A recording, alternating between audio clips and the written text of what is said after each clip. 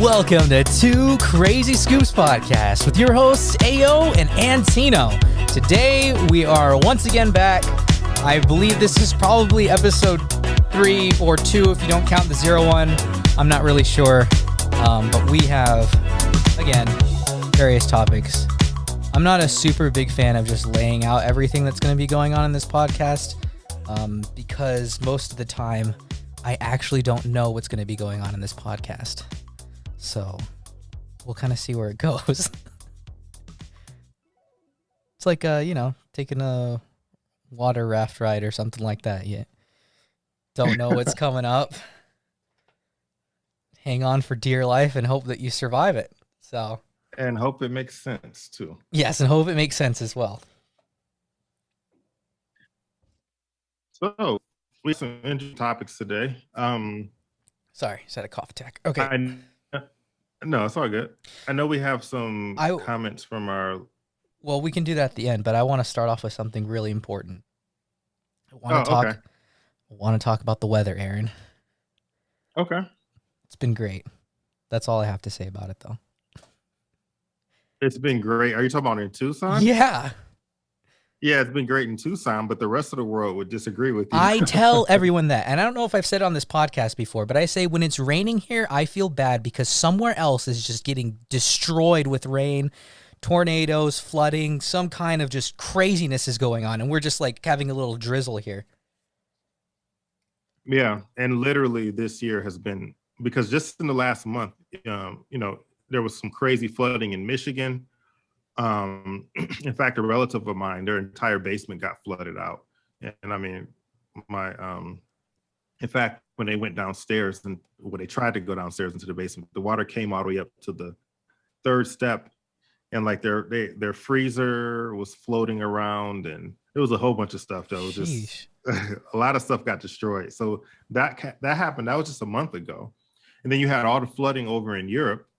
I saw in Germany, that. Yeah, that was crazy. Yeah, which was ridiculous. And then they had a crazy heat wave in Seattle and Washington and Oregon. I think California too, right? And California. Well, yeah, California almost goes without saying. But yeah, I mean, yeah, it was just ridiculous. The weather pattern has just been ridiculous. And so, yeah, they're not used to 100-degree weather there. And so between that, all this flooding, yeah, it's been a weird year so far, at least weird summer. So yeah, I mean, we actually got rain, so I was happy about it. But then again, you flip on the news and it's like, oh, your next door neighbor in Texas or somewhere else is just dying with flooding. Yeah, their house is just floated into the ocean. I'm like, wow, the vegetation looks amazing right now. Right.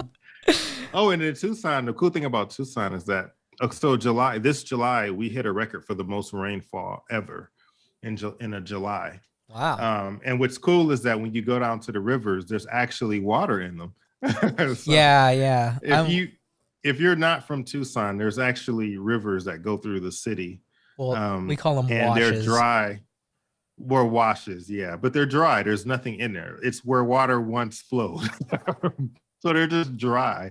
But when it rains, and it actually during monsoon season, which is what we're currently in, there actually is water flowing down, and it's pretty nice to see. So in fact, I actually stopped and took pictures. Yeah, because there's never any water in there. Well, I mean, everything's like green now too. The contrast with the leaves in the sky is just beautiful. All the stuff on the mountains is blooming. It's like all you get is like one storm, and everything just looks amazing again. Yeah. Exactly. And last year we didn't have any monsoon last year. So no, we didn't. It was but I don't know if needed. Anybody who's listening knows too much about the history of Tucson, but I vaguely remember, and I don't even know where I heard this, but someone was telling me, I think, one time that they used to cut down trees out in Green Valley or like in the mountains there, and they used to float them down the river that goes up north to here. Oh, I don't know if that's true. They still like build houses and stuff, but that was a long time ago, and I don't even know. So, and the weather has changed a lot in the last 20, 30 years. Like you even had to go back that far to see differences in weather. So, I wouldn't be surprised though. Would not be surprised. So, there's your weather for the week. Weather update. Hopefully the power doesn't go out worldwide. Right, exactly. Yeah, it's actually raining right now. So, So, Aaron, do you have any advice for us this week? Or would you like am me I to talk supposed about to my have? advice first? Yeah, you talk about your advice first. Don't call me a downer or anything. And I know I'm very negative about stuff constantly. But do you feel like there's been a decline at the Apple Store in Tucson? Or have you ever A gone to an Apple decline. Store? Yeah, Have you had yeah. a I've good been to the one. experience at the Apple Store? I usually do.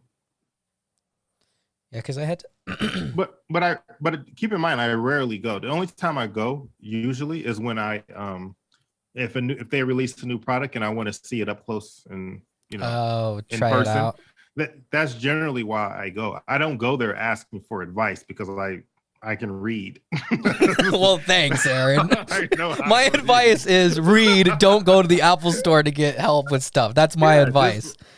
yeah, go to YouTube and just look up whatever you want to buy, and they'll tell you everything you need to know. You don't even have to ask the Apple Store people anything. Okay, well, I'm not that like tech savvy and I got a new phone because I was like, at one point I bought like the 11 Pro and then I was like, well, I could just downgrade to the mini, the 12 mini, and then I wouldn't pay as much every month because I don't know why I did that. But anyway, so I go and I head over there and I have them transfer my data and I've lost all of our podcast episodes, which for some dumb reason I keep them on my phone.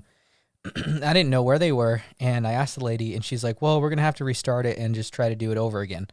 And they still Mhm. wouldn't load. Like my files, I have a bunch of audio files on here. They wouldn't load back up. And I was like, I said, it's not a super big deal if I don't have these because they are on SD cards, various SD cards. But I just like to have them organized in my phone. And they were like, well, it looks like you're not going to be able to get that back. And so I was like, okay. So I went home and I was just kind of bummed and I was re-downloading apps.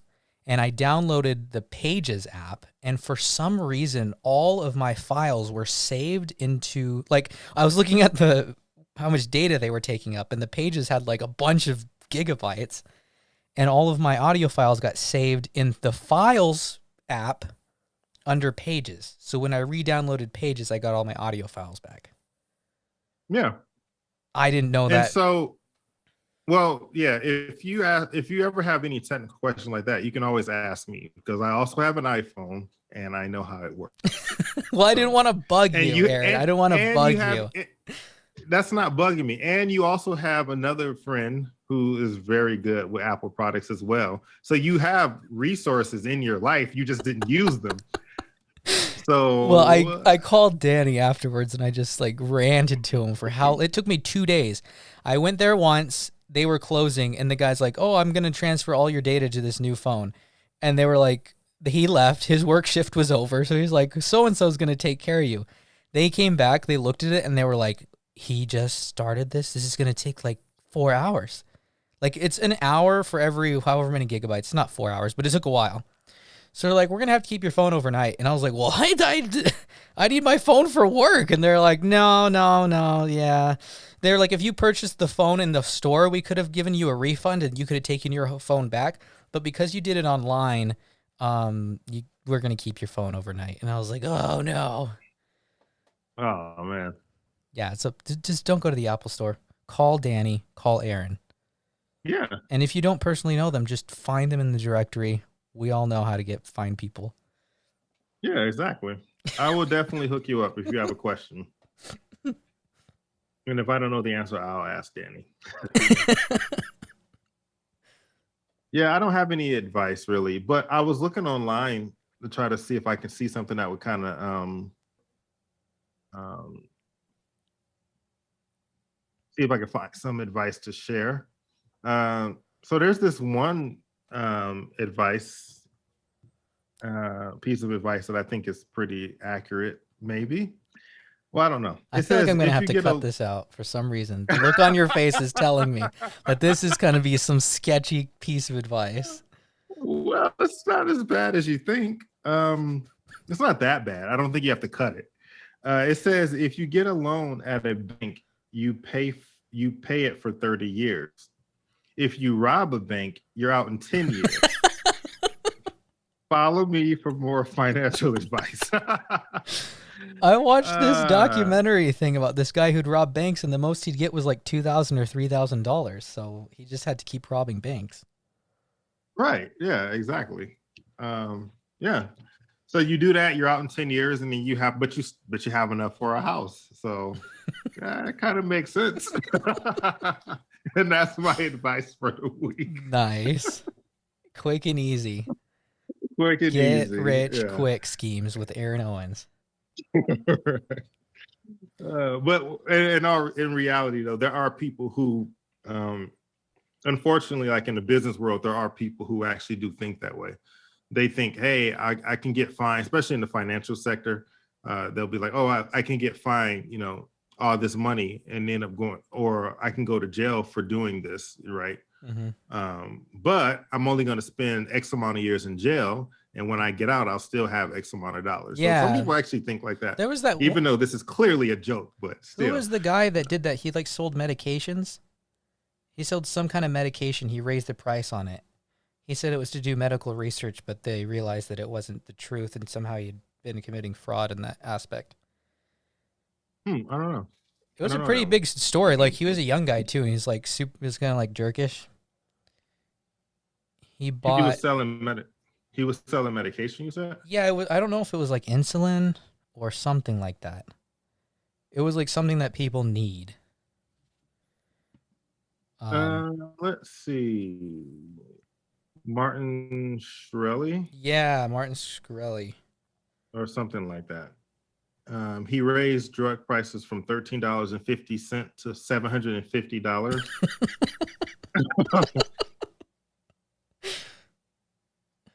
And then it was arrested in securities fraud probe. Yeah. But that was his whole thing. I think was that he was like, well, I'll make all this money and I'll get out Yeah. and I'll still have the money. Yeah. Yeah, exactly.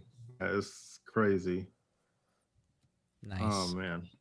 Well, we're in the wrong business, Aaron. I know, right? Got to get some of that medical money. I know. That is ridiculous. $13.50 to $750. Only in the US does that happen though. Yeah. Because I'm serious. You go over the border and you can get like the same medicine for like $1. Yeah. It's crazy. So speaking of the US and stuff, as of recent, they've basically been taking all of your childhood memories, putting them in a blender and serving them in different shapes and sizes to you on a platter. And this year we got Space Jam 2. And Oh. so I just wanted to get your take on that. I haven't watched the film. I'm not sure if I'm going to watch the film. Maybe if it goes on some streaming service I have, I may, watch it on a summer day when I'm bored. I think I can give you my password for HBO Max. Oh, so you you seen the film? Are you interested in watching it? Not really. No, So I not want to really. get both of our takes on why these two films are so different, why this film worked in the 90s but isn't really working out so much now. So do you think people I actually didn't look at the IMDb score or whatever the thing is. Space Jam. Yeah, I would be interested in knowing what it is as well. They don't call it Space Jam 2, it's Space Jam: A New Legacy. So it's like basically Space Jam, but it's 4.4 out of 10. Okay. And it got a 28% on Rotten Tomatoes and a 37% on Metacritic. Okay, now let's put that against So, Space Jam. 6.5 out of 10. I mean, it's not like an amazing film. It's not like breaking ground in cinematography. They did have live actors with cartoons, and that's kind of hard to do. So did you enjoy Space Jam before? so yeah, I love the original movie. So a little bit of context. So when the original movie came out, I was in 6th grade, I think. Mm-hmm. And I was 3. Yeah. And so the original movie for me, I absolutely loved it. I remember going to the theaters to see it. But there's a couple of things that are different between now and then. I don't know if you want me to go into that now or not, or you Yes, just we're want to gonna know about. dive deep into all of it. Just go ahead and dive into it. Okay. All right. So here's the difference. And again, this is coming from someone who has not seen the movie. I will admit that, but I'm talking about part two. I haven't seen. But the original movie came out at a time when number one, Tiny Toons came out in the early 90s. And Tiny Toons was like obviously a smaller version of the Looney Tune characters. So for every Looney Tunes character like Bugs and Porky and Daffy Duck and all of them, there was a miniature version in that. So that kind of brought that back, right? And then in the mid 90s, the Looney Tunes, the original characters, started to make a comeback because they made another cartoon. And I remember like back during that time too, everyone used to wear jerseys that would have the different characters on it. So people would walk around with like Taz jerseys, Bugs Bunny jersey, everything. So all those characters were making a comeback. So you got the older generation who grew up watching it, and then you got the younger generation who's into these characters now. And then you have Michael Jordan, who was one of the most, beloved basketball players of all time. Not only was he considered one of the greatest, but everyone liked him for the most part. I mean, you had a few people, but as a general rule, everyone liked him.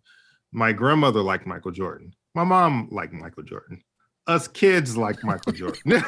You know what I'm saying? And it's not too often that especially an athlete, gets love from all these different generations.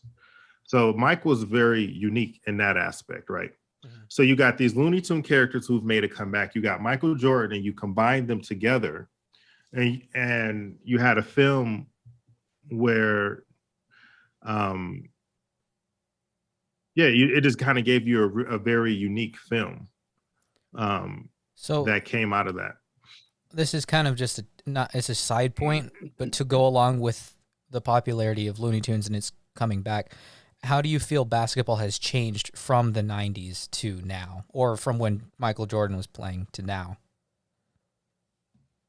Oh, that's a good question. It has changed a lot. I think because along with Michael Jordan, they had a lot of other very popular basketball stars in the movie as well. You definitely did. I don't know. It's funny because on one note, I almost wonder if there's as many big name basketball players today as there was back then. Because I don't know, I kind of feel like entertainment has diversified so much in years as far as like the options available for people to watch. A lot more people have cable, so there's so many. So I don't know how many people are as into basketball. Obviously, basketball still has a huge following, right? Yeah. But how many of those players are known as widely as the players back in the 90s were? You know what I'm saying? I don't know. I can't answer that question. So, well, what you're saying is that because the lack of options, most likely you could either watch this, you could watch that. But now you can pretty much just watch anything. And if you want to go back and rewatch those games, go ahead and do that as well. So yeah, exactly. Do you think that's changed the way, the perception of basketball? Because if basketball was as big now as it was then, do you think I'm just trying to say, do you think that contributed to the decline of the second film as well? Would you say? No, I think no, because you know what? Basketball still has a big enough following where you can make a good movie about it with the characters and still have success. So I'm not saying that you can't make a good basketball movie and not have mainstream success with it. The problem with this movie is two things. Number one, Looney Tunes, they have not made a comeback recently. So since those characters are not as popular, as in they're not current, no one's running to the movies to see Bugs Bunny again right now.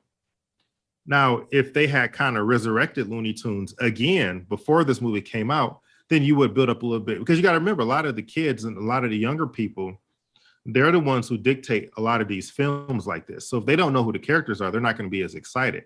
Now, I know who he is, but I don't really care to see him right now because there's no, you know what I'm saying? There's no reason to. The original Space Jam was the perfect movie, and it just came out at the perfect time. And so lightning just struck with that And do you want to because talk it about the was soundtrack as well? oh, and the soundtrack back then, back in the 90s, another thing that promoted movies was the soundtrack. Sometimes the soundtrack would overshadow the movie and it would bring the movie up. And I think Titanic is the perfect example of that because Titanic became one of the highest grossing films of all time. But that song that Celine Dion did for the movie was huge. And that actually brought more attention to the movie because it wasn't on any specific album. It was on the Titanic soundtrack. And so it was a 1-2 punch. So you had the advertising from the movie itself, and you had the advertising from the soundtracks that would get played everywhere. And back then music videos were really big because everyone who had cable used to watch MTV to try to see the latest music videos. There wasn't no YouTube where you can just look it up real quickly. And so with those being the main channels, you had that. So going back to Space Jam, in this case, they had that song "I Believe I Can Fly" by R. Kelly, which was huge. And so that also helped kind of cross promote the film. So when you got a big film, you got huge characters, you got a huge movie soundtrack, you almost guaranteed success back then. And now do you know what songs are on the Space Jam 2 soundtrack? Nobody does. I doubt they have R. Unless Kelly on this one, just to be honest. well, you wouldn't want him on this one. But but yeah, that's the thing is, it's just a different world nowadays. So in order for something to be really popular and aimed at the young people, you got to have characters that they're going to appreciate. And I don't think kids, I don't know, I can't speak for a majority of the kids, but LeBron James does not carry the same weight that Michael Jordan did back then in the 90s. He doesn't. And a lot of people don't like him because he comes across as real cocky and everything.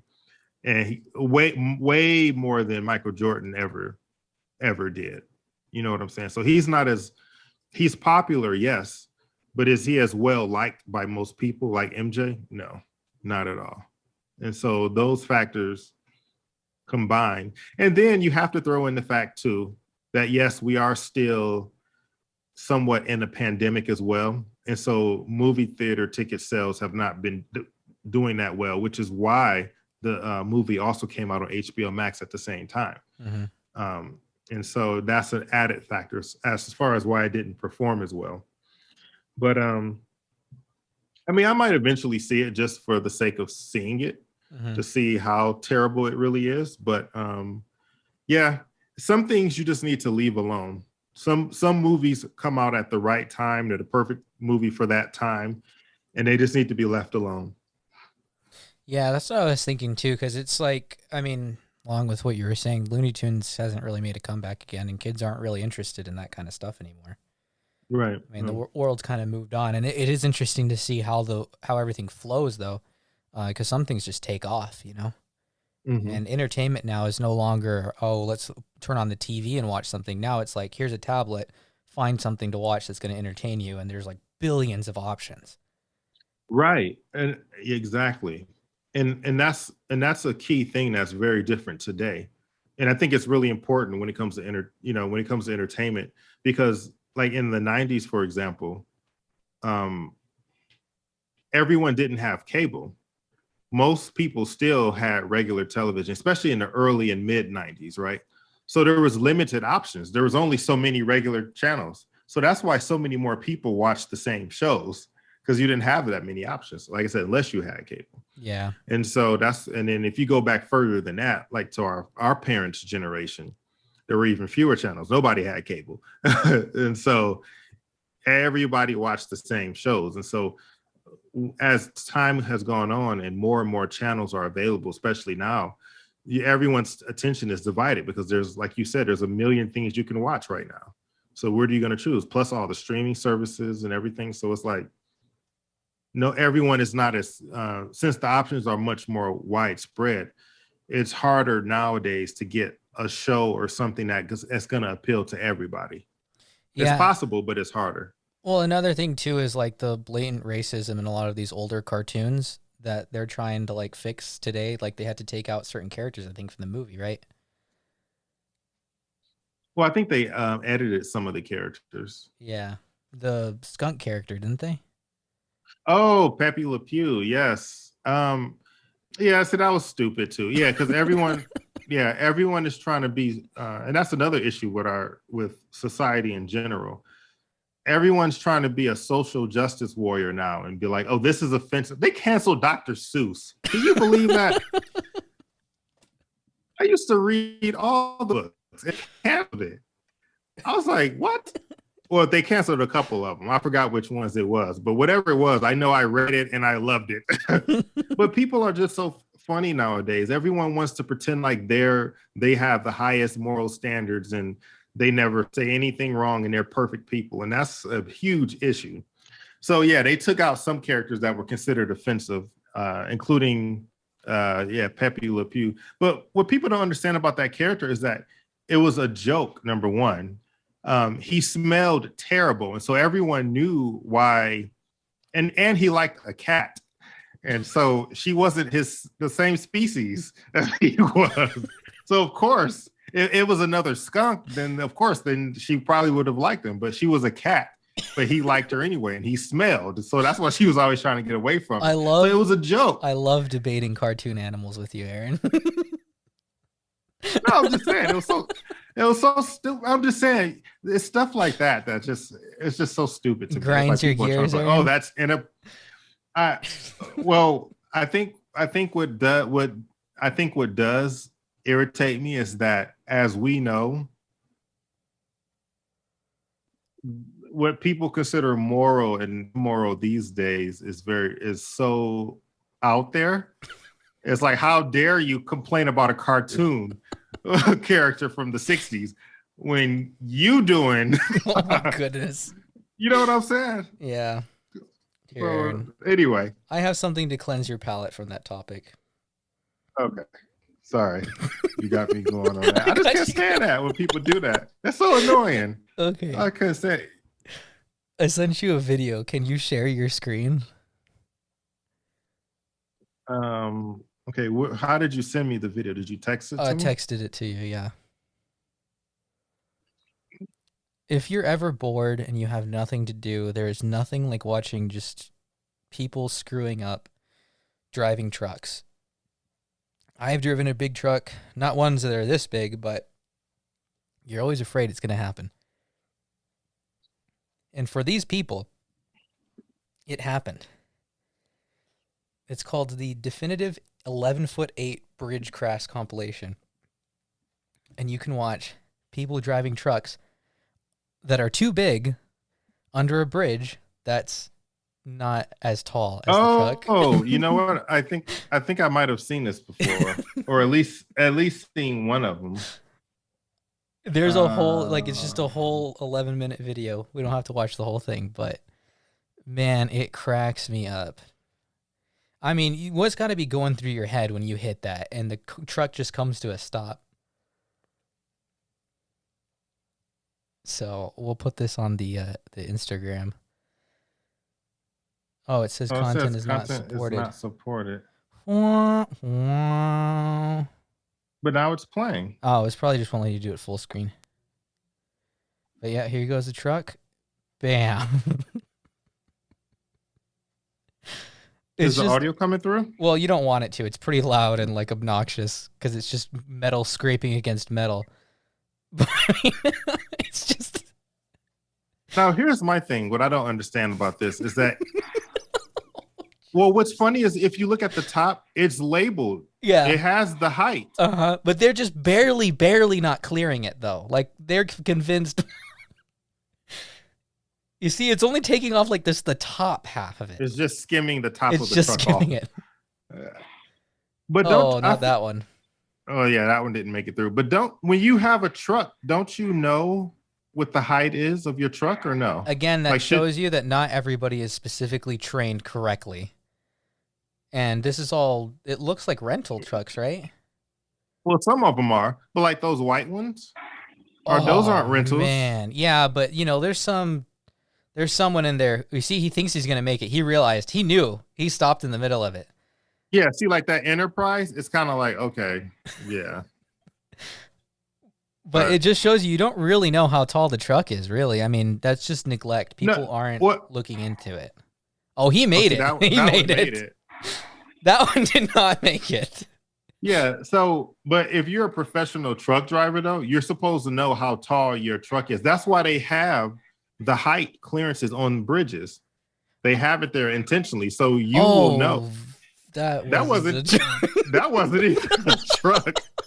That was just somebody who didn't know how to drive. I'm just telling you though, not all these people are trained correctly. It just happens. It's neglect. Like people don't pay attention. Yeah, like people who are like that car who are like He thinks he's gonna make it. Yeah. See, he's not sure, and so wisely he took his time and realized he's not gonna make it. Yeah, see, like them, he can back out and be fine. Oh man. But yeah, so if you're ever driving behind a truck, just be careful. They may not know how tall things are, and you don't want to be slamming into an Enterprise. I mean, I feel bad because it is people crashing. Oh my goodness! But I mean, it's their own fault. But what's funny is, like I said, they added the yellow. You see the yellow strip at the top, and it's a warning. Like, look, this bridge is kind of low. You might want to consider taking a different route. Yeah, they're going fast too.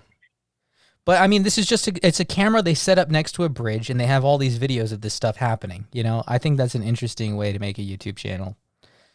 Yeah, somebody called this bridge the can opener. Because this video says the can opener bridge has been raised, but not enough. Yeah, it's still not enough. So yeah, that was my internet video for the day that I wanted to show you. If you're ever bored, just look up people in big trucks crashing into bridges. Look at people who can't drive. Oh man. So we'll go back to it real quick. Space Jam 1, how would you rate it? 1 to 10? Oh, I love that movie. I would give it an 8. It's a great movie. I love how they just drink water and they get superpowers at the end. What a great lesson. Exactly. Drink your water. A lot of cartoons used to try to teach lessons to kids too, Not anymore. At the same time. Not anymore, no. But back in the day, that's how they were. Like Popeye was all about eat your spinach. Yeah, and he gets strong, but he also smokes. That actually true. Which is at the time combating what the spinach is doing for him. Well, yeah, but at that time, smoking was not considered as bad as it is today. He's like, I'm ripped, but my lungs are in terrible condition. Did you know that doctors used to recommend smoking back in the day? Back in the day, they used to be like, you can find videos of these actual commercials on TV on YouTube. And speaking about politics, so when I was in Los Angeles, Joe Biden said the other day. When I was in Los Angeles a couple weeks ago, last month, I can't even remember. I had to go take someone to an appointment there, go see a specialist. And while I was there, we went to go see the observatory there. And so while we were walking, I wasn't there. Anna was there. I had to go. My battery died in my car, so I had to actually use the advice of the friends that you had that worked on cars. And we did an episode with them, which is going to come out later. I took their advice and I went to AutoZone to get all that fixed or checked out. They checked it out for free. They gave me the tools to remove the battery and replace it. So, it helped me out greatly because normally in a situation where my battery dies and I'm in a different state, I wouldn't really know what to do, but an AutoZone was just around the corner. So this is not sponsored by AutoZone. That was me, by the way. Oh, that was you? That was me who said that, yeah. Well, we're not sponsored by AutoZone, but stay tuned for our next episode. Stay tuned for the next episode where we discuss cars with people. Anyways, so Anna's there at the Griffith Observatory. She looks into the sky, and what does she see but a message to someone asking them to marry them? That is, in the sky, almost looks like it's digitally printed. So it's not like the writing where it's like a trail end. You know how they trail it? It wasn't like that. It was just like lines. And it says, will you marry me? And then at the end it said, Joe Rogan is literally 5'3". So they spent all that money to put a meme in the sky, and I don't know why.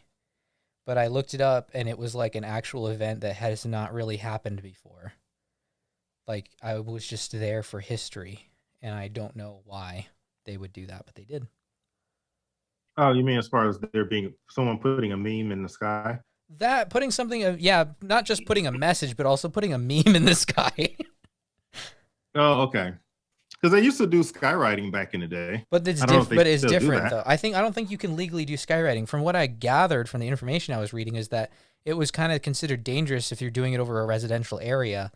That they stopped doing it Oh, because you'd have to be doing tricks and loops, and yeah, right. this Yeah. was they were just flying in a straight line and they were printing it out. Oh, got you. Okay, You I can can see look it what you're up saying. online. You can find pictures of it online. A lot of people took video of it because obviously LA is like a hub of, social media stuff and all that Right. garbage. Is Joe Rogan really 5'3"? I don't know. I don't think he is. I looked it up and then I was confused by that too. But it was just interesting to see. And I'm wondering if we're going to see more of that in the future or if they somehow circumvented some laws in order to get it done and we're just fine with not only paying the price for it to be done, but also paying a fine for it. But I don't know Mm-hmm. because I haven't heard of it happening again. Interesting. So yeah, that was my interesting take on this guy. Oh, okay. Did you Yeah. find it? Yeah, I see it. They misspelled it too at one point. So the people paid. Joe Rogan is literally 5'3". Someone just spent thousands of dollars to write Joe Rogan is literally 5'3" in the skies of Los Angeles. And honestly, money well spent.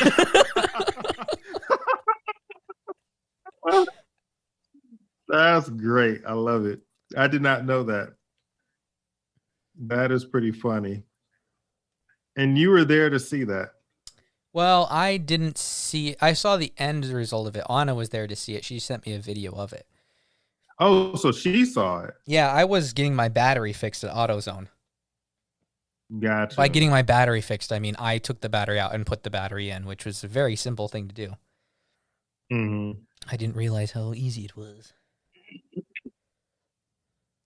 Interesting. Huh. Oh, I just learned something new. Yeah. And so talking about That's learning fun. things that are new. Hey, so like we interview people, right? We're interviewers. Right. So is there anybody that you can think of that that you kind of look to as like an interview skill, someone you enjoy watching that interviews people that you can mention on this podcast? Oh, see that right there is the key. Because I'm like, how honest do you want me to be? Well, I do like Joe Rogan since we were talking about him. And I do like the fact that when he interviews people from who always he likes to encompass different people who include different opinions that are not his own, but he likes to hear the other side of the argument, which I like about it. And not only that, but he's not afraid to ask questions. He will ask you literally anything. Some of it is appropriate, some is not. But I do like the fact that he just likes to get down to the point. So I wouldn't necessarily take his style directly from of course, obviously any questions we ask, or we're gonna be mindful of what's appropriate and what's not, right? Mm-hmm. But at the same time, we get pretty direct as well, because like our episode when we interviewed Zulema, who was the massage therapist. I mean, there's just some questions that you just want to know, right? And so but with her being, as professional as she is, we still were able to get the answer to our question without making it, Yeah, awkward, because that's the realities of the business. There's a lot of people who are dealing with people on that kind of a personal basis, whether it be a healthcare worker or, a massage therapist, someone who has to help people. Exactly. Yeah. So being able to get the information from them, but still keeping it professional and without being, like you said, without being awkward. And so, but he's one of the people I really like. Now, when I was a kid, I used to also like, don't laugh at me, but I used to actually like Oprah. I like listening to her interviews because Well, Aaron, I got some good news for you. what? I'm going to need you to check under your seat. I'm really checking just to make sure. And you got COVID, and you got COVID. Yes. Got it. No, yeah, I used to like her interviews back in the day when I was a kid. Mm-hmm. Some of her shows were really interesting. I didn't watch it all the time, but yeah, well, I mean, with any interview kind of thing, there's some, even with, I mean, you mentioned Joe Rogan, Oprah. There's some things where it's like, okay, I don't want to hear this, or I don't want to listen to this person being interviewed, because I don't even need to know about what the heck they're doing. But there's other people they'll interview, like scientists or someone who's talking about a certain topic, and it's about things that maybe you've never even thought of before, and yet they're researching these things to, whether it be in the like, you know, the universe, whether it has to do with space or, you know, other things of that nature. Exactly. No, yeah. And so it's just certain elements that you can take from each one of them. So those are some of the people I like. And as far as YouTubers are concerned, there's a YouTuber called MKBHD, and he's a tech YouTuber, and he gets a chance to interview people. So he interviewed like Bill Gates, for example. He interviewed Tim Cook and some of the other Apple people. He interviewed Elon Musk as well. And he has a pretty cool style because he knows that he has a very limited amount of time to ask these questions. Goodness, yeah. And so he's very precise in asking the questions that he knows everybody's going to want to know the answer to. Mm-hmm. So he just gets right to the point. So I like that as well. Yeah, I've been watching. So 3 completely different people, but, you know. Yeah. I've been watching, there's an old interviewer, his name is Dick Cavett, and he interviews like a lot of people who did stuff back in the day, like, you know, like John Lennon, George Harrison. He'll interview, who's the guy who does those horror films?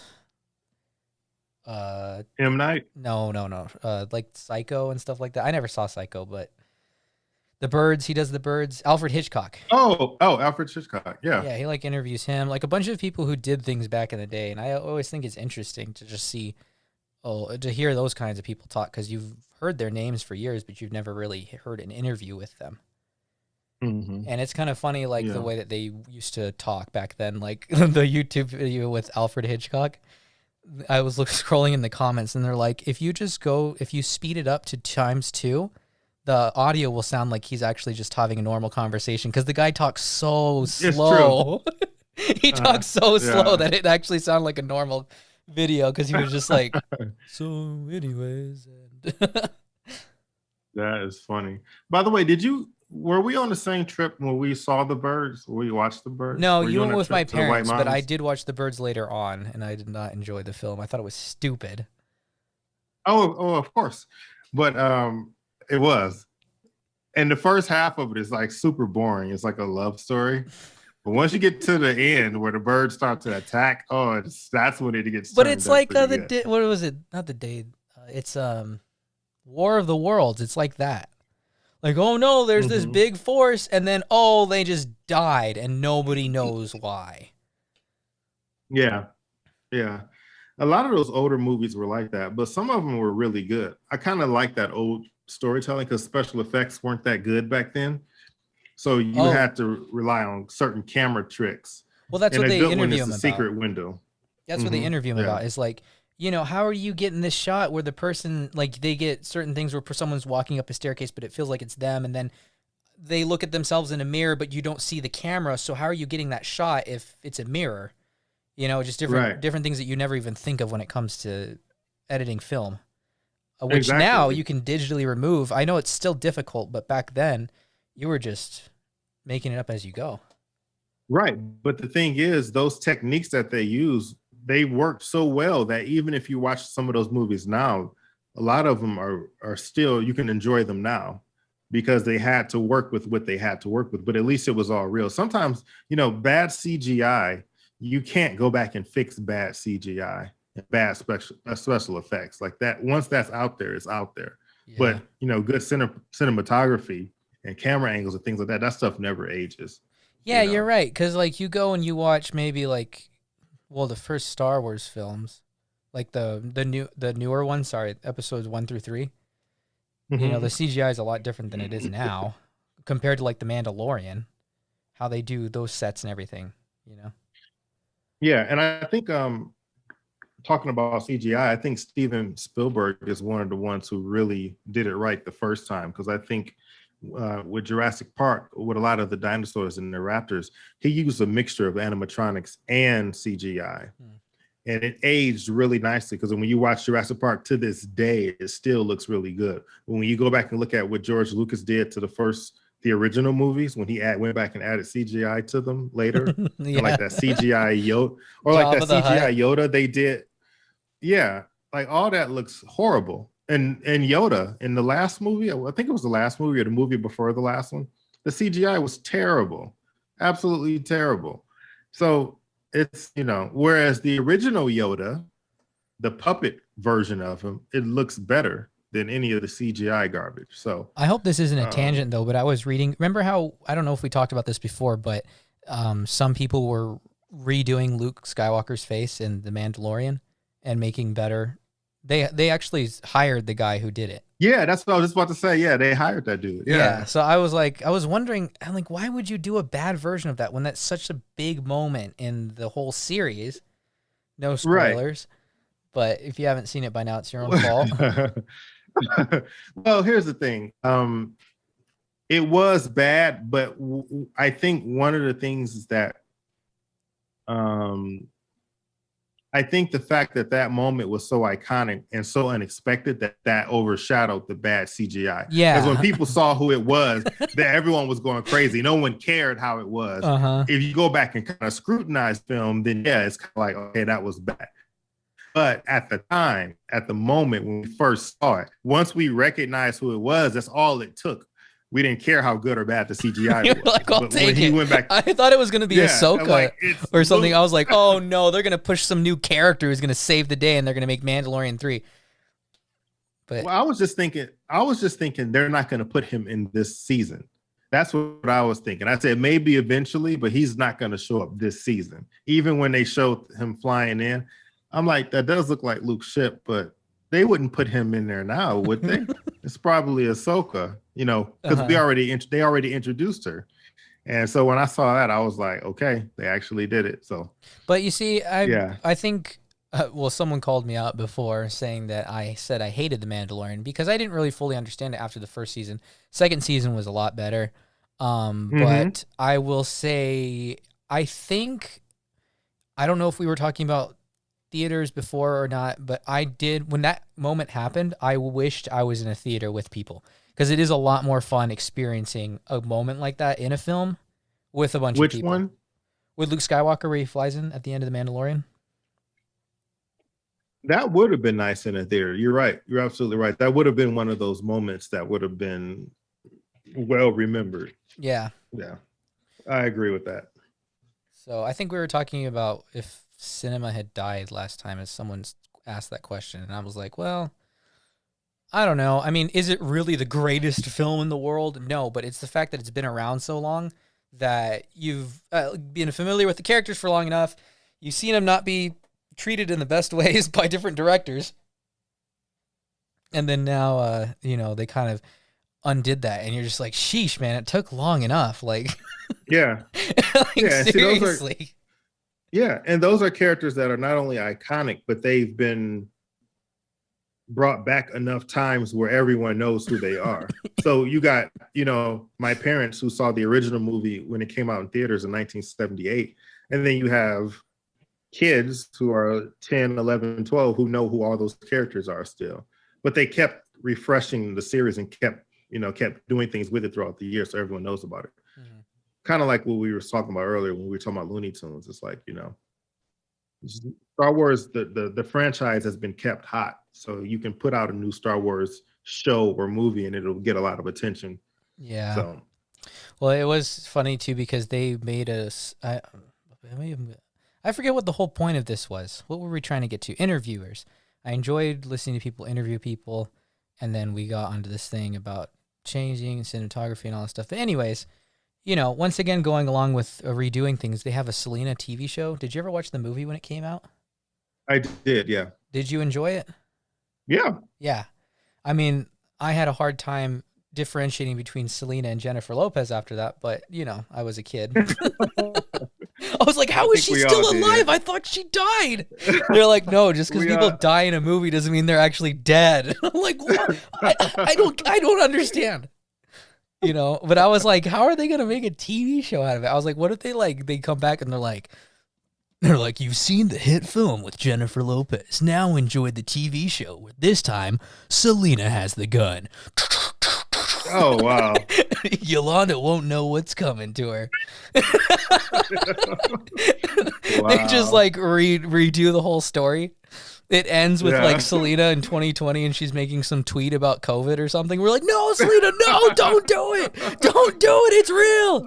Oh man. Oh, that's so sad. I don't even like thinking about that. It's sad. Only this time, Selena's got the gun. I'm gonna try Stay not to tuned. cry. No, I'm just playing. That No, but movie made seriously, me cry at that the end. I was like, it was sad. I was like, It was what? sad. Yeah. And then back in the 90s, I don't know if you remember 2020, but they actually interviewed the Yolanda. They interviewed her on 2020 to try Really? to find out why she did it. And yeah, and she had no answer, no good answer, which of course she wouldn't, but still. Oh, that's sad. I don't even want to think about it. Yeah.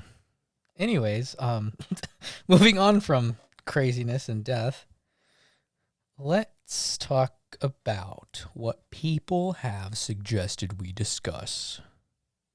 Okay. Okay.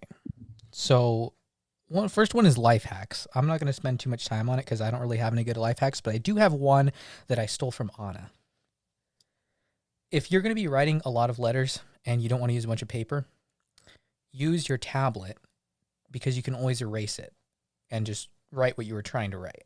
And then you can get an app with lines on it. So you write on the lines and then you print it out. It has your handwriting and you don't have to keep starting over a letter if you screw it up once.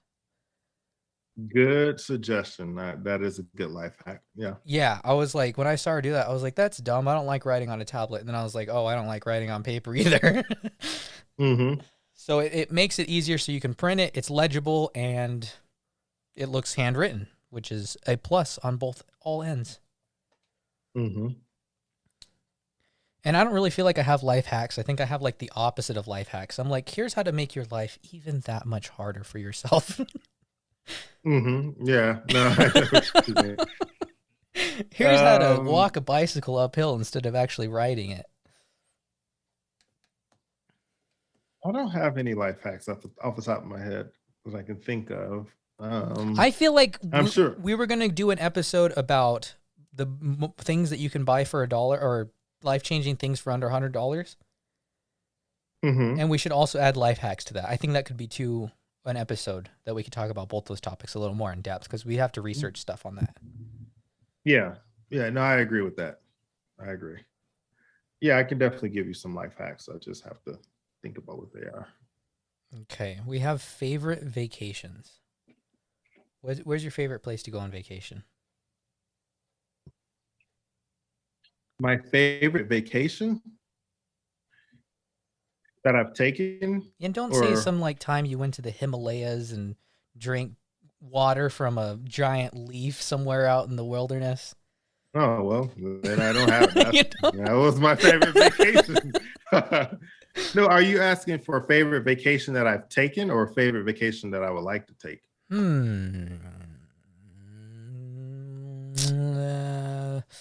Maybe something that would relate to other people where, hey, you enjoyed this and maybe they'd enjoy it too.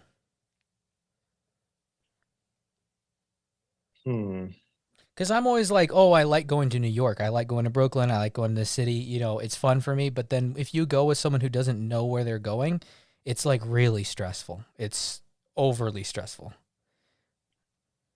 Okay, what about there was a city I went to in Canada. First of all, Toronto is really nice. It's like New York City. If you go during the summer, that's my favorite time to go. There's a lot to do there. It's like New York, but much cleaner. And I think it's Obviously, it's a lot closer than a lot of, you know, other Canadians. Well, no, it's not really close to us here on the West Coast. But if you go to Canada, it's a good place to visit. So Toronto, and then there's another. Hold on, I have to look it up quickly. There's another place in Canada I really liked as well. Toronto and what was the name of the other place? Oh, my mind just drew a blank, but they have a really good restaurant there that I really liked. Oh, Montreal. Sorry. Montreal is another. Oh, okay. Montreal. Yeah. Montreal Montreal is one of the cleanest cities I've ever been to in my life. It's in Quebec, Canada. It's the largest city in Quebec. And again, I went during the summertime. To me, that's the best time to go. But yeah, if you ever go to Canada, that would be one of my recommendations. And I had a blast going there. It's a lot of fun. It's not, if you're in New York, it's not too far over once you cross the border to New York into Canada. Yeah, right as soon as I got my passports, that's when COVID hit. Because I was like, oh, I'd like to just at least see Niagara Falls or something. Because that's usually what people generally do if they're going to go see the New York, you know? They're like, we're going to Yeah, go here, and then we're going to go up. Yeah, so we did Niagara Falls, and then we drove up to Montreal after that. And yeah, so that's one of those vacations where it was like, I almost call it a sleeper vacation, because when I think about my favorite vacations, I kind of don't think about those two places. But I had a lot of fun. I had a lot of fun when I went there. So it's not like the beach, which is my favorite place to go, right? It's not like a beach area or anything like that. But these are some pretty awesome cities with a lot of things to do, you know. And like I said, again, I don't like cold weather, so I would always go during the summer. But really beautiful cities, a lot of fun. Yeah, I always tell people the most fun thing to do in Tucson is go to California. Because Right, exactly. it's so close and the beach is so nice. That's where I can really relax is San Diego. Whenever I go, I'm always like laid back. But if I think a suggestion that I had, and whether people like it or not, some people don't like being in a car for long amounts of times. But I feel like if you're ever going on a road trip, that's always the best kind of vacation to take.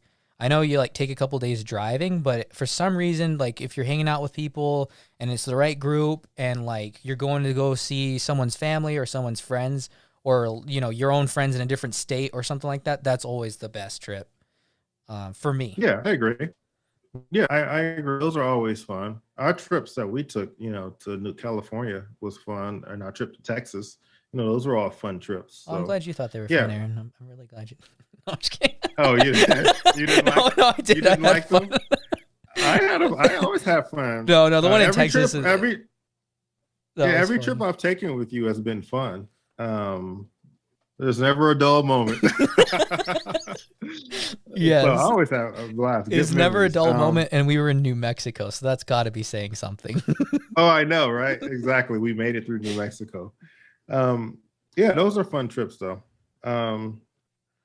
Well, we did one with you and my parents, and like the fun thing was making a playlist on Spotify. Again, we're not sponsored by Spotify, but hey, why not? And anyone could add to it, so everyone was adding their own songs. So like their song would come up next, and we were like listening to everybody's like what they wanted to hear. So it was kind of fun to.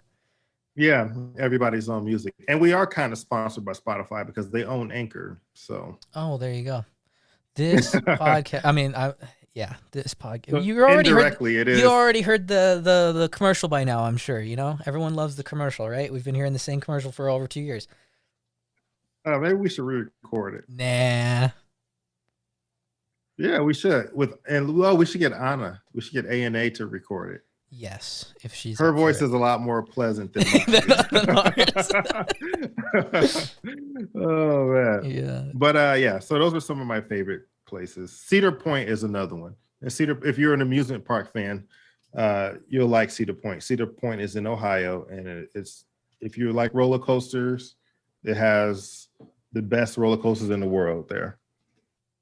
And that's partially my opinion, and that's partially fact. Hmm. So we had one, how movies are different than the books they are based off of. Do you read books a lot before you see a movie, or are they usually separated? That's a good question. I a lot of times with me, the movie is the first time I've ever heard of that franchise. So I end up seeing the movie first. I do like to read, but rarely am I so up on books where I catch a book before the movie is made. Now that did happen in the last couple of years. Recently, there was a book because I love mystery books, and one of my favorite writers, and don't laugh at me, but one of my favorite writers is Mary Higgins Clark, and she writes some of the best mysteries ever. And she writes books in such a way where, and it's so funny because I was actually looking at one of her books the other day that I wanted to get, but I have to control when I buy it, because the problem is once you sit down and start reading it, you get sucked into this world and you will ignore all important life Oh my activities goodness. to get through that book. I mean, I'm like, I have to go to the bathroom, but I don't want to stop reading this. Like, it's that good. So TMI, anyway, man. the TMI. last, so the last book I read by her, um, which was an excellent movie. They actually made a straight to TV movie. And so I went and looked it up on YouTube. It is actually on YouTube. And the movie was absolutely horrible. It was one of those low budget, Yeah. cheesy movies, and they left out a lot of details. But it was funny, so it was worth it was worth watching it because I had a chance to laugh at the bad acting Hmm. and the horrible set design, and everything was terrible about the movie. But the book was really good. So anyway, that's kind of a long-winded answer to your question, but Well, I you just know, think, like you said, very rarely these days are we actually reading the books before we see the movie, because a lot of these books have been written, a long time ago. And yeah. while you are gonna read a book, you may not necessarily watch the movie either. To be honest, I think Hmm. Lord of the Flies was one I read in school, but the logistics, I don't even know if they made a movie out of it, but having kids murdering each other probably isn't going to be the film I'm going to choose to watch. But for some reason, I read it in school. So, Ideally not. yeah. I remember when I was in high school, we had to read this. We had to read The Scarlet Letter, which I don't know if you're familiar with that book or not, but we had to read that, and then we had to watch after we read the movie. I mean, I'm sorry, after we read the movie. After we read the book, we had to watch the movie, Oh, which they had made several, but the movie was terrible in comparison to the book. And that was kind of what the point of my teacher was trying to, that was oh, her point that she was trying to get across. Like, reading is, because with a well-written book, the book can give you so many details and you paint the image in your head of how it is and everything. And if it's a well-written book, I mean, your imagination makes it so come to life. yeah. Whereas when you watch a movie, you're watching someone else's interpretation of that story come to life, Hmm. and you may or may not care for it. Whereas in your own mind, um, you know, you can paint a much better picture. That's individually your story, sort kind of, if that makes any sense. But you know what? The biggest argument I hear, though, the biggest argument I hear when it's the book and a movie is that the book always explains more than the movie did, Hmm. and the movie has to be condensed so that it fits within a certain time frame. So they have to leave a lot of details out. So that's the number one complaint I hear when it comes to people who read the book and watch the movie. The Well, movie leaves out a lot of details. like you were saying, though, I think they have to appeal to a bigger audience. I mean, they're trying.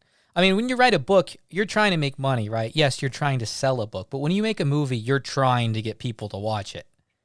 You think more so than a book, or Well, I think when it comes to a movie, you have to the sometimes I think the problem comes in with the editing when you go into editing, because now you got to chop all this film that you have, and you probably have hours and hours and hours of footage, and you have to chop it all the way down. And that's why it's so popular these days to get a movie that's released on Blu-ray or it's released to stream service, and it says the uncut edition Mhm. or the long, the extended version. And that's because there were scenes that were cut from the theatrical version that if you leave it in, it will it will explain a lot more, allow you to see a lot more details. And even recently, they've been releasing movies like that. One that I can think of is I think the Batman movie. They re-released that, and they included footage that was cut out of the theatrical version, and apparently that explains a lot of details that you didn't see. So anyway, yeah, I just think when you're trying to make a movie, you have to be considerate of the time, and so because you don't want your movie to be 3 hours long. Yeah. But another thing too is I think, like for instance, I read a book about Hiroshima with the dropping of the bomb and stuff, and it kind of talked about different people's experiences having lived through that kind of a terrible event. And I don't think that's something that I want to watch in a film.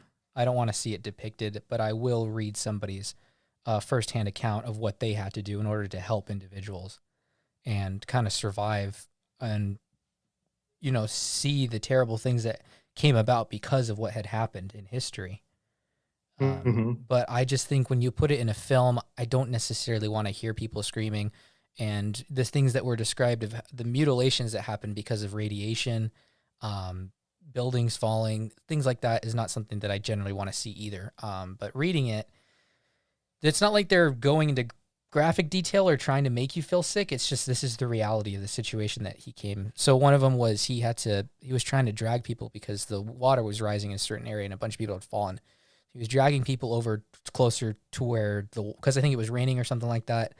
And he saved a bunch of people. He ran off to go do something else. When he came back, all the people had drowned because the water had raised to a certain point. So it was just like, man, like, having to live through something like that and then having something that's you're trying to help, but you realize that you're so helpless in such a big area. It's just crazy. It's so crazy to think about. And that's history, and that's even crazier. Oh, you're muted. Sorry. My apologies. Aaron, unmute yourself. Exactly. Aaron, unmute yourself. Oh, man. Well, that's funny. I mean, do you feel that way too, or? Yeah. No, I agree 100%. Yeah. Are we talking about the long distance thing too? Long distance relationships? Yeah. I guess I will preface this by saying I have no opinion on how people date. They go about it in various different ways. The only thing that I will say is a second firsthand experience of me eavesdropping on a conversation. When we went to California one time, we were having lunch, and there was someone sitting next to behind us, and she was very loud, and she was talking to her friends about this revelation she had, where I don't know, it was either her or her friend.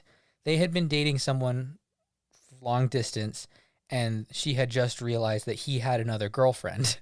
So I don't know how often that situation would come up if you live in the same area, but I just think that would lend itself maybe to a possibility that could happen. Am I saying it's bad? Am I saying it's no? I'm just telling you that's the only input I have on that is someone else's experience. And I don't know what I'd feel like if I was like, hey, how's it going? And then they're like, we've been seeing each other for a long time, but I've got 3 other options that I've been talking to for the past 6 months. Ooh, that's just wrong. That's just wrong. I don't have any experience in this field, but I will say that I have personally seen some go very well, and I've seen some go not so well. So I definitely think that's all, isn't it? Mm-hmm. Like I've seen people who, live in the same area and it works out perfectly, and some people it doesn't. That's why I don't really have an opinion, because it's just. No, that's true. But I do think there's special considerations when you are doing it long distance that you have to be mindful of, and which you just mentioned was one of them. And that's being honest with the other person, because if you're seeing someone long distance, you shouldn't have other options. That should be your option. So I think there's special, because I'm just saying. So you can have a girlfriend in Alaska, girlfriend in Brazil. No. Not at all. You pick one and you stick with it, whether it's near or close. So you deal with that. But yeah, no, it's yeah, I don't know.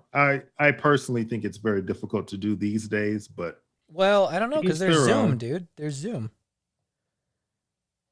Yeah, but that doesn't take the place of being physically in someone's presence, though. Because I mean, you can't smell somebody through Zoom. They might look Oh good, but yeah. smell like trash. So, You're like, oh so no. true. This is a true story. True story. There was a customer who used to come up to my old job all the time, and he was a retired veteran, and he smelled like cigarette smoke. And imagine not having taken a bath in 3 years. That's how he smelled, mixed with cigarette smoke.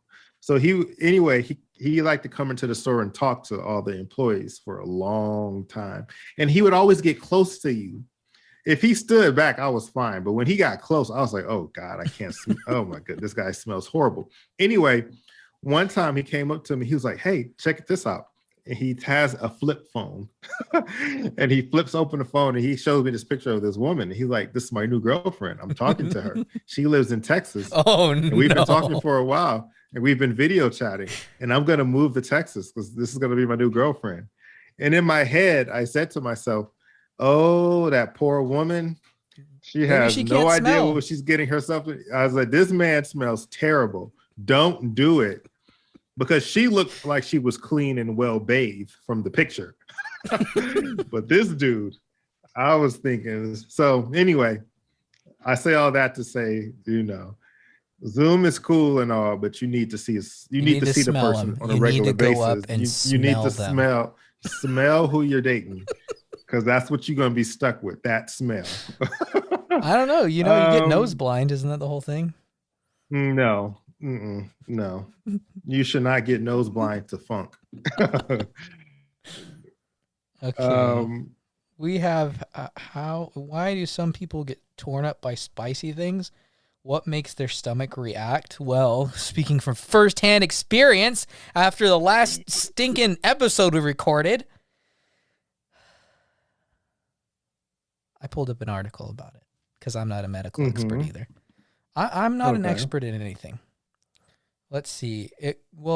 Part of it is it says many spicy foods contain a compound called capsaicin, which slows Mhm. down the rate at which you digest. The food, therefore, will stay in your stomach longer, increasing your risk of heartburn. And also, um,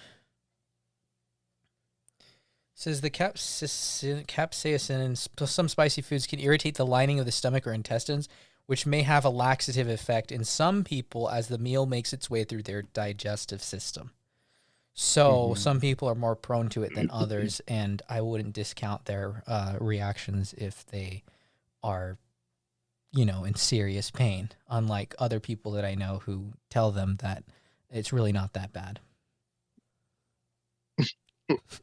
I've never had a reaction from spicy food, and as far as my stomach is concerned, because I don't eat enough of it, I don't think to bother my stomach. Those little dabs of stuff that we've done is nothing. It Um, painful, uh, painful. I yeah, I was mean, like, I've had nachos with jalapenos before, but even that's not that bad. I mean, so I've never had any issues with that. But yeah, you're absolutely right. That's exactly what it is. Um, and it's like an oil in spicy foods as well. mm-hmm. It's like an oil too that has that capsaicin in it. Yeah, it says Uh, eating spicy foods can cause your vocal cords to inflame, leaving you with a hoarse voice. And besides being an irritant to your throat, spicy foods can even do more damage because of acid reflux it can trigger. So, you have signs of acute gastritis. so there's your answer. Although spicy foods in and of themselves I don't think they necessarily cause that. I think other issues cause that. I think the spicy foods can make those issues worse. Yeah, I can But I don't exacerbate it. think they're the main cause, because I don't think no one eats enough spicy food for it to cause that. It's all in You know. moderation. I think there's Yeah, warning exactly. labels on certain ones too. I think that's why they are the way they are. The flavors are the way they are. Generally speaking, when you're dealing with natural foods, the flavors will automatically limit you to how much you can eat. Mm-hmm. So jalapenos and other spicy peppers, they're like that because that's your body's way of knowing I can only eat this in limited quantities. Yeah. And if you try to force yourself to eat more or something crazy, then obviously you're going to have issues. But everybody's different. So like you said, everyone's different. So another question was, what would be the worst buy one, get one free sale of all time? I would say a casket. A casket? Why? Yeah. I think that's just rude. Oh. You know? Hey, I know you need one now, but I'm pretty sure in the future you're going to need another one. Well, guess what? We have our 2-for-1 deal going on right now. Oh my goodness. Well, I am of the opinion and personal belief that there is no such thing as a bad free item. I'm sorry, maybe I'm wrong there. I don't think it's bad. I just think it's a little bit rude and well, you just put it on Craigslist, sell another casket. Use it for firewood. That's true, because they are kind of expensive. They're super expensive. Mm-hmm. That's why buy one get one free is a good deal. But where would you keep it though? I don't know. I mean, maybe that brings me down a whole nother tangent. So we're not going to talk about that. But okay. Or you can do an urn. An urn. Buy one get one free urn. That's just sad. No, I'm sorry. Well, he said what would be the worst. So Okay. Fine. It's the worst. I give that one to you then. That one's my bad. I can't be shooting down these ideas right now. Okay. We had someone ask, why can we become so opinionated or biased about the things we love? I think it's because I don't know. Is it like a sense of superiority? I don't know. No, I don't think so. Naturally, we talk, just human nature, we talk about the things that interest us. And so if we love something or we're really interested in something, that's what we're going to talk about. And from our experiences, we may think that is the absolute best. And so we share what we think and we form an opinion off of our own experiences. And so, this is kind of framed like it's a negative thing though, isn't it? Well, being opinionated, that is negative because when you're an opinionated person, you're assuming that your opinion is the end all be all, and that's not the case. So being opinionated is bad, but just having your own opinion about your own passion, which you enjoy doing, is not bad. But I think it's something that everyone has to kind of work against too, because for me personally, I was very opinionated about certain things, but as you grow up and you get more exposed to different forms of art or self-expression or different things, then you just, stop berating your friends and call them idiots all the time. And instead you accept them and want to learn more about their experiences in life. Who are they on the inside? Why do they want to grow a beard? I don't know. You tell me, Aaron. This sounds personal, Antino. I feel like you have more to share. No, but it is Tell something. Me what is your real opinion? I think that everyone does. I think just because you're, grown a little bit more, but you still have a lot to grow. But you start realizing that a lot of older people too are opinionated about stuff that maybe it's not the right thing. But it's just something that you all have to work with, Yeah, exactly. So I think, it's a negative thing, but it's also a thing that you could look as growth.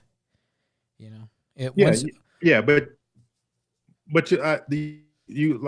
think I agree with what you said earlier. You want to fight. There's nothing wrong with having your own opinion and having your own view because we're all unique individuals. There's nothing wrong with that.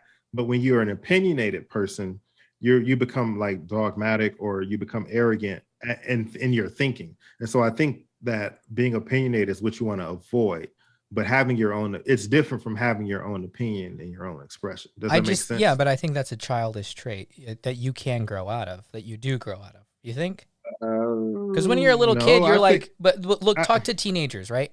They say that this thing is the greatest thing ever. You can never experience anything more. And it's like something stupid. Like it's a stupid TV show. It's a stupid band. They're like, this is so great. I love it. Oh, it's so amazing. But as you grow up, you realize, no, this is not the most amazing thing. It's just another section or another portion of a much bigger picture, which is there's other music out there. There's better music out there. There's more produced. There's this and that, you know? Well, it can get better as you get older, but a lot of times it gets worse because as you get older, the tendency is, and this isn't true for everybody, of course, but the tendency as you get older is to get set in your ways. So you like a certain thing, you like to do a certain thing, you like a certain routine. As you get older, you get set in that routine and you begin to feel like that is the way you should do things. Mm-hmm. So that's when it becomes a problem. So I don't think it necessarily is an issue that goes away with age, but again, it depends on the personality of the person, right? For some people, it may, like I said, go away with age, but other people, it gets worse as you age. But I think that's because they haven't exposed themselves to enough stuff either. Like if I just lived in the same place my whole life and all I knew was this little corner of the world, I don't think I would. I think I'd have stronger opinions than when I meet you, who's from a different state, and I meet other people who are from a different country, and they tell me what exactly is they feel about the things that are being said or being done. And then I have to weigh that with what I know. And then it's like, oh, so my way isn't the best way. There's actually multiple ways of doing things. And I'm not always going to go about it the correct way. I just do it my way. And that's not the better way or the worst way. It's just the way I know how to do it. Right. And that's, again, that's kind of like a balanced view, but it's not, but an opinionated person to say, no, this is how we do it, and this is how it should be done, and we have the best way. That's what opinion. Yeah, that's what I'm trying to get to, man. And so I'm gonna be a boss of something, and I'm gonna tell people we're doing it this way. No ifs, ands, or buts. That's my goal in life, right there. Yeah, but I mean, the thing is, some people are just like that, are prone to do that, and it stinks. But that's how some people are. So. You, my friend, are a very well-rounded individual, like I told you before. With strong everybody opinions. Ain't like that. That's fine. But even then, no, but seriously, to answer his question, having a strong opinion and being opinionated are still two different things. Oh, I see what you're saying. They're still two different things because opinionated, you want to, this is what I think, and you should feel the same way because this is the right way to think. You know what I'm saying? Yeah. Whereas a person with a strong opinion means that they firmly believe in it, but they're not going to try to force you to think otherwise, and they're not going to force you to believe what they believe. Yeah, I think but he's saying about the things that we love, and I'm going to assume he's talking about entertainment choices. Because sometimes you may really like something that you meet a group of people and they think that it's the dumbest thing in the world. Right. But that's just an opinion, to be honest. So I think it's more just realizing that everyone has an opinion. I don't know where I'm going with this, Aaron.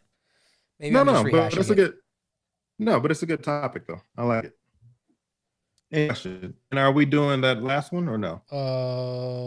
Let's see.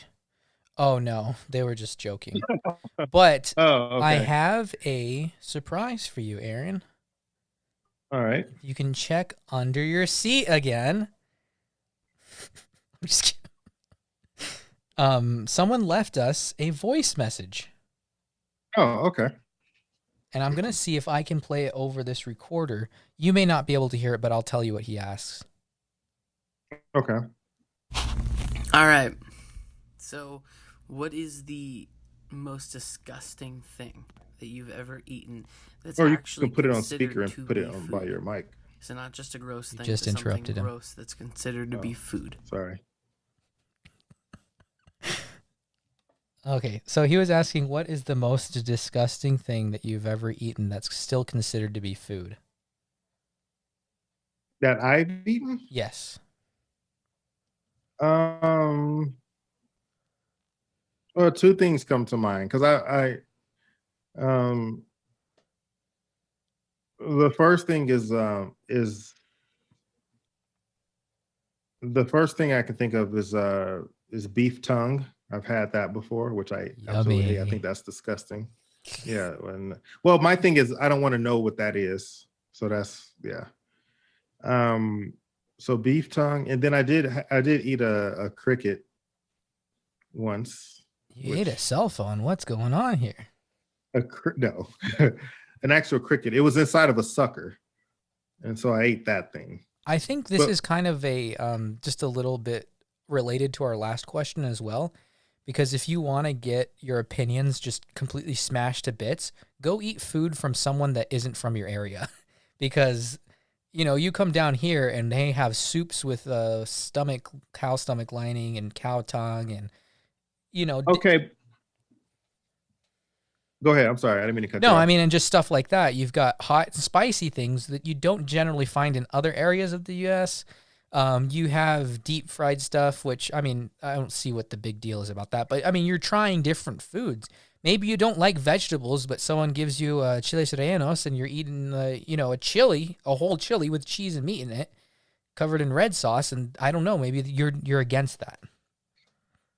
I mean, that's true. You're absolutely right. And so that's probably not disgusting in most people's opinion, what I had, but it's nothing that I really enjoyed. Now, I growing up, I did eat what we used to call chitlins, or that doesn't sound good to me. I don't think I want to eat it. I've had liver, and that's as far as I'll ever go into some kind of. Wait, you never had chitlins before? No, and I don't want to either. But you know what they are? Stomach? Is it like intestines? It's the large intestines. Yeah. You just go like this. Like a magician, you just pull them out. Well, no, but my grandfather used to clean them in his bathtub. He would buy the buckets of them. They're called chitterlings on the actual tub, but everyone called them chitlins. And he would dump them into the tub. The whole house would smell like crap.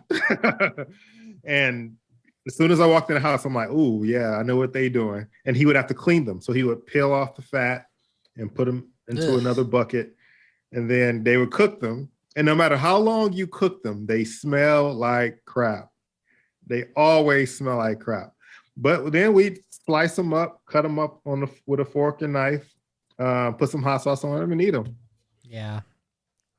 The thing that's interesting about this, though, is that you go into the realm of back a long time ago when people didn't have McDonald's down the street. They had to make food out of the most food they could out of what they had, which is why we're eating cow stomach and you're eating pig intestines. Is because back then it was like, hey man, this is awesome. Right. Yeah. We got this one pig. We need to have, pig snout, pig feet, not just the bacon and ham, because there's more. You don't want to throw the rest away because the intestines, that's a whole meal. Yeah. And there's no need to eat that nowadays, but old school grandparents, they grew up on a farm, so they ate everything.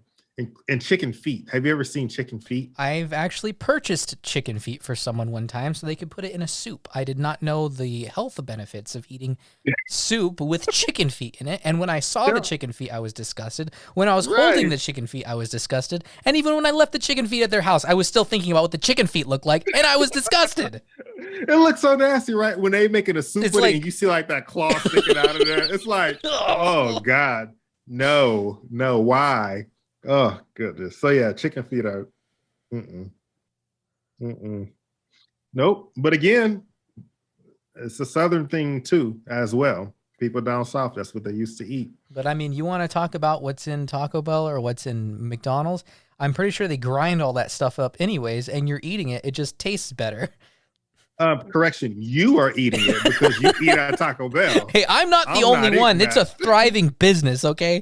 They have thousands of billions of customers in the world. It's not just me, Aaron. I'm not keeping them alive. I mean, it may seem like it sometimes, but I'm not keeping the franchise alive, personally. Yeah. Yeah, I don't get it, but like some people, we had some friends who were Filipino, and they would have a lot of fish. And some people have serious problems with eating fish when the head's still on it. They don't like it. They don't like seeing the eyes.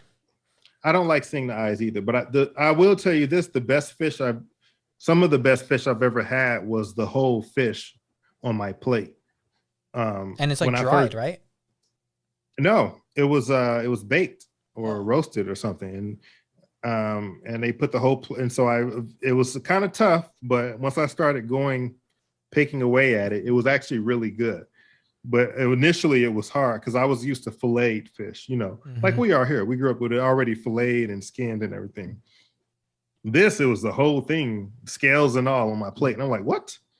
But it was really good. It was really tasty. And once you get past the visual, the taste was amazing. In fact, probably better than anything I'd ever had before. So yeah, I want to live someplace where I can have seafood on a regular basis, or where I could just like fish and catch stuff. Like that would be awesome. Obviously, I can't do that here, but that's the best food right there. Can always dream. So. I mean, it's good for you too. Seafood is like a good diet to have. Exactly. The Okinawans in Japan, they're some of the longest living people, and their diets consist mainly of there's a lot of vegetables and grains and stuff like that, but they do have a lot of seafood in their diet. The seafood doesn't make up a huge portion of the dish, but the meat, when it comes to having a source of meat, it's mainly seafood. So I think there's something to be said about that. There you go. I'm not gonna say it, Aaron. I don't want to say it. Don't make me say it. Say it. I'm on a seafood diet. I see food and I eat it. I'm sorry, I have to say it. I can't have this conversation without saying it. For some reason, I'm contractually obligated in life to repeat that joke anytime we talk about seafood. So I apologize. Well, we want to thank you all for tuning in to Two Crazy Scoops this week. We hope you had a good time. We talked about a little bit of everything this episode. I have no idea what we're going to call it. But stay tuned for next week when we're going to have our guests. We're doing I think Chris and Bray is up next week, right? Yes. And we're going to be talking about, you were talking about cars. Philly cheesesteak, cars, airplanes. Exactly. So stay tuned for that episode.